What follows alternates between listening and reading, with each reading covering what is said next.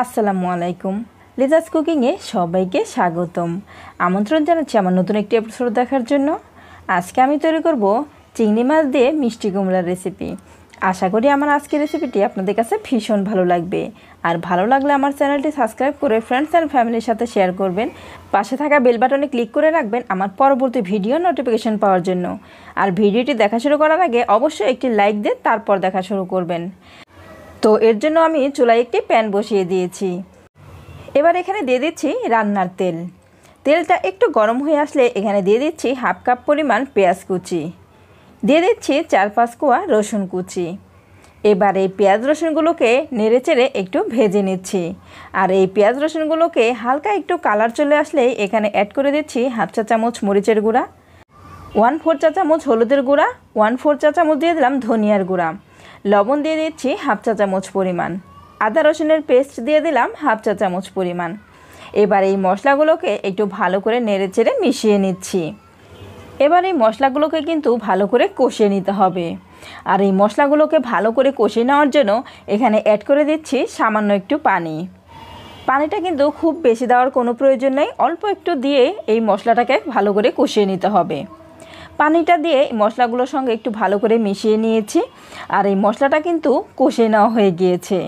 মশলা থেকে যখন তেলটা ছেড়ে দিবে তখনই বুঝতে হবে মশলাগুলো কষানো হয়ে গিয়েছে। এবার এখানে দিয়ে দিচ্ছি কিছু চিংড়ি মাছ। আমি এখানে বড় চিংড়ি মাছটা নিয়েছি, আপনারা চাইলে কিন্তু ছোট চিংড়ি মাছ দিয়েও কিন্তু এই রেসিপিটা তৈরি করে নিতে পারেন।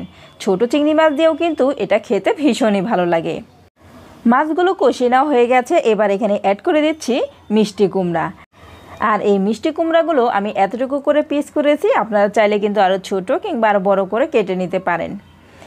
এবারে মিষ্টি কুমড়াগুলোকে আমি অ্যাড করে দিয়ে দিলাম। এবার এই মশলার সঙ্গে খুব ভালো করে নেড়েচেড়ে মিশিয়ে নিচ্ছি। এবার এই মিষ্টি কুমড়াগুলো এই চিংড়ি মাছের সঙ্গে কিন্তু খুব ভালো করে কষিয়ে নিতে হবে।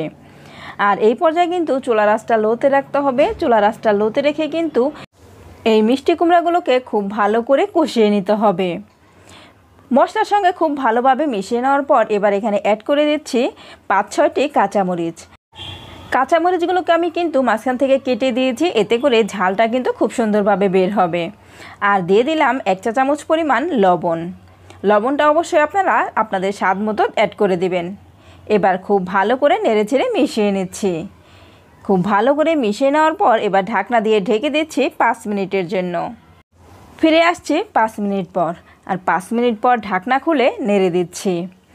আর এই মিষ্টি কুমড়োগুলো কষিয়ে নেওয়ার সময় একটু ভালো করে লক্ষ্য রাখতে হবে যেন নিচ থেকে পোড়া লেগে না যায়। নিচে থেকে পোড়া লেগে গেলে কিন্তু এই রেসিপিটা খেতে একদমই ভালো লাগবে না। আমি আবারও ঢাকনা দিয়ে ঢেকে দিয়েছিলাম 2 মিনিটের জন্য। 2 মিনিট পর ঢাকনা খুলে আমি আবারও নেড়ে দিচ্ছি। আর এর মধ্যেই কিন্তু আমার এই মিষ্টি কুমড়োগুলো খুব ভালোভাবে কষানো হয়ে গিয়েছে। এই কুমড়োগুলোকে আর খুব বেশি কষানোর কোনো প্রয়োজন নেই। এবার এখানে অ্যাড করে দিচ্ছি পরিমাণ মতো ঝোল। ঝোলটা আমি আমার পরিমাণ মতো দিয়ে দিচ্ছি, আপনারা আপনাদের পরিমাণ মতো ঝোলটাকে অ্যাড করে দিবেন। যে যেরকম ঝোলটা খেতে পছন্দ করেন সে সেরকমভাবেই ঝোলটা অ্যাড করে দিতে পারেন। ঝোলটা দিয়ে একটু ভালো করে নেড়েচেড়ে মিশিয়ে নিচ্ছি। ভালো করে মিশিয়ে নেওয়ার পর এবার ঢাকনা দিয়ে ঢেকে অপেক্ষা করছি 10 মিনিট। ফিরে আসছি 10 মিনিট পর। 10 মিনিট পর ঢাকনা খুলে নেড়ে দিচ্ছি। মিষ্টি কুমড়োগুলো কিন্তু এখনও পুরোপুরি সিদ্ধ হয়নি। আর এই পর্যায়ে কিন্তু লবণটাকে খুব ভালো করে চেক করে দেখে নিতে হবে। যদি লবণ লাগে তাহলে কিন্তু এই পর্যায়ে লবণটা অ্যাড করে দিতে হবে। মিষ্টি কুমড়োর ঝোলটা কিন্তু প্রায় শুকিয়ে গিয়েছে। আর যেটুকু আছে এটুকু আমি আর কমাবো না, এতটুকু রেখে দেব। আপনারা চাইলে কিন্তু আরও কম বেশি করেও রাখতে পারেন। আমার এই মিষ্টি কুমড়া রান্না কিন্তু পুরোপুরি রেডি। এবার চুলা থেকে নামিয়ে আমি সার্ভ করে দেখিয়ে দিচ্ছি। তো ফ্রেন্ডস, যারা এই পর্যন্ত আমার ভিডিওটি দেখছেন অথচ লাইক দেন নাই তারা প্লিজ একটি লাইক দিয়ে দেবেন। আর যারা এখনও আমার চ্যানেলটি সাবস্ক্রাইব করেন নাই তারা প্লিজ আমার চ্যানেলটি সাবস্ক্রাইব করে দেবেন। আমি আজকের এই রেসিপিটি খুব সহজ করে দেখানোর চেষ্টা করেছি। আশা করি আপনাদের সবার কাছে ভীষণ ভালো লাগবে। তো ফ্রেন্ডস, আমার আজকের রেসিপিটি আপনাদের কাছে কেমন লেগেছে অবশ্যই আমাকে কমেন্ট করে জানাবেন। আর যারা একেবারে নতুন রাঁধুনি আশা করি আমার আজকের রেসিপিটি তাদের কাজে আসবে। আর যারা একবারও এইভাবে মিষ্টি কুমড়া রান্না করে খেয়ে দেখেন নাই তারা একবার হলেও এভাবে রান্না করে খেয়ে দেখবেন। আমার বিশ্বাস আপনাদের কাছে ভীষণ ভালো লাগবে। তো আজ এই পর্যন্তই, পরবর্তী পর্বে আবার দেখা হবে। সবাই ভালো থাকবেন। আল্লাহ হাফেজ।